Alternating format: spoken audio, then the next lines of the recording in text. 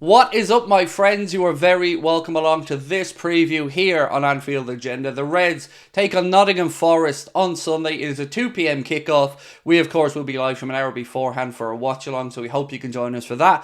But today what I'm going to do is what I always do, take you through my score prediction and starting 11 prediction ahead of the game, asking you guys, as always, to let us know your thoughts in the comment section.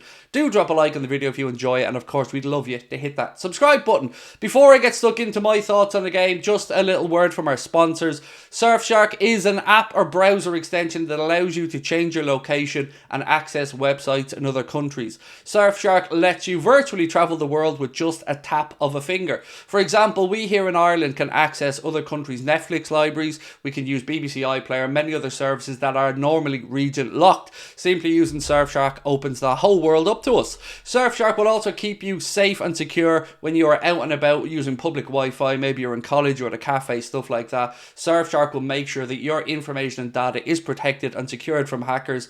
Surfshark also allows you to use just one subscription across multiple devices, meaning you can share it with your family and friends if you so wish. Our sign-up offer with Surfshark gives you €2 for just over €2 per month, an additional 3 months extra free as well. You can get yourself all the protection required from Surfshark for all of your devices, all of your family and friends' devices. Simply scan the QR code on the screen now to get our discount, and you can also use the link in the description. Put in the code Anfield Agenda at checkout to make sure that you get that tremendous deal, including 3 months extra free. And thank you to Surfshark. Right, look, let's get straight into it, my friends. I'm going to go and give you some updates. So look, there were some injuries on the Nottingham Forest side.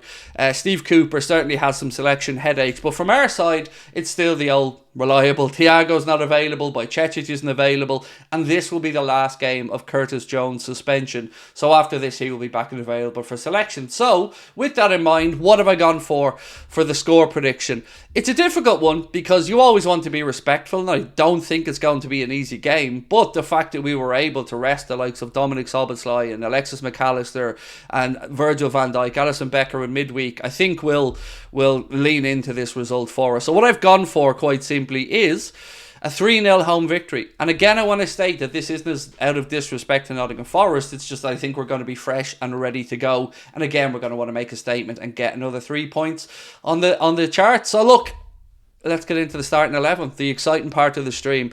Not going to be too many surprises with this one, folks. I think you'll agree with most of my selections. With Curtis Jones, of course, being suspended, it has made the midfield options a little bit easier for me. But as always, love to know in the comments if you agree or disagree. So let's get stuck into it. We'll start off, as we always do, with the goalkeeper and the centre-back. So, look, I've gone for Kanade, Van Dijk and Alisson Becker. Now, Klopp didn't include Kanade in the matchday squad for the game midweek against Toulouse. Well, I say midweek, it was last night, wasn't it? That's how quickly these previews are coming. So he didn't include him in, he was resting him up, and I don't believe that there's any injuries there. So for me, Alisson Becker in goal, our captain Virgil van Dijk alongside Ibrahima Kanade, and I think so far you're probably all still with me, right? No big complaints about that selection. Now we move into the fullback areas, and as we know, Andy Robertson will be out for 10 to 12 weeks, so don't expect to see him anytime soon, probably be the new year before Robbo's back. So in the fullback positions, you're not going to be surprised to see that I've of course gone for Trent Alexander-Arnold on the right hand side and Kostas Tsimikas on the left hand side. I thought Trent against Toulouse was brilliant. I mean, he was more central in the game than anywhere else, but he really did have an impact on it. His range of passing is a thing of beauty, and if you've got Van Dijk in behind him, that ability for either of them to ping 30, 40, 50 yard diagonal balls is glorious. So more of that, please, from Trent. On the other side, Kostas, look, I think this is a game that might suit Kostas' attributes. I think he's going to want to get forward. And very quickly, I looked at the situation that we conceded against Toulouse last night.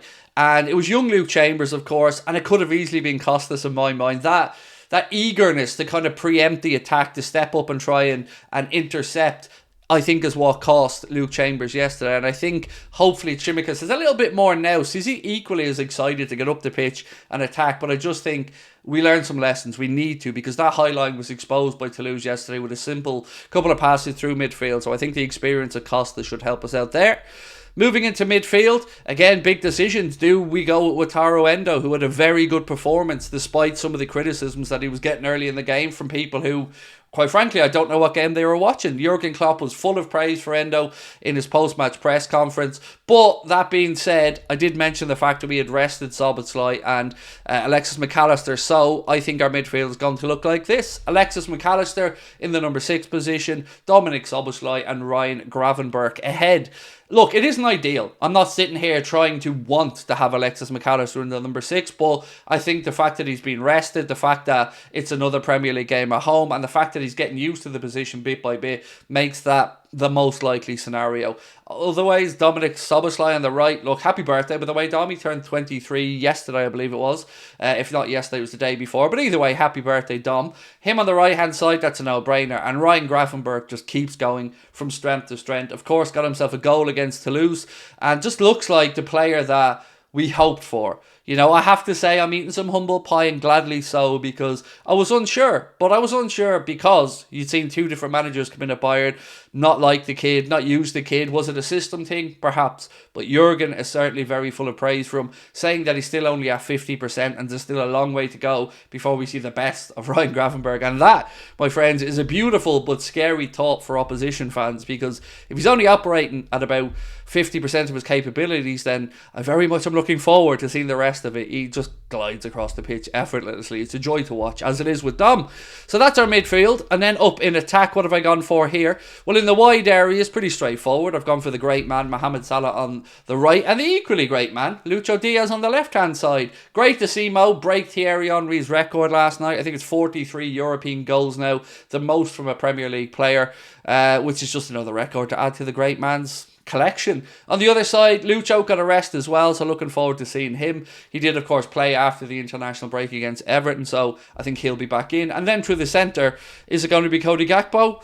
No, it's going to be Darwin. It has to be Darwin. Our boy got a goal and an assist, and it definitely was an assist, and I'm never going to back down from that. Look, he missed an opportunity. Klopp spoke about it, and I love that Klopp said he could care less that Darwin missed the opportunity, because he's very happy with Darwin's all-round performance and what he's doing. Got himself a goal, and he's putting himself in the right areas. I have no doubts about Darwin Núñez. Yes, Cody Gakpo is probably going to lose out on this time from my starting 11, but I fully expect him to come off the bench and have an impact as well. So, with that in mind, my friends, that is my score prediction, a 3-0 win for Liverpool, and my starting 11 prediction. We want you guys to let us know if you agree or disagree. Let us know your thoughts in the comment section. Or really, I'm looking forward to seeing your thoughts on the midfield in particular. We will be back on Sunday. We're not going to have any content coming out tomorrow, live content on Saturday. We're all having the day off, so on Sunday we'll be back from 1 p.m. to start the watch along. I'll take you through the whole game as always, match reaction, player ratings video, and all the usual stuff that you would expect from Anfield Agenda on a match day. So look, I will catch up with you soon. Thank you again to our sponsor Surfshark. Don't forget, scan the QR code in the bottom corner of the screen, or get yourself over to Surfshark and use our code Anfield Agenda, all one word, at checkout to get that discount. And we'll catch up with you soon. Much love. Bye bye.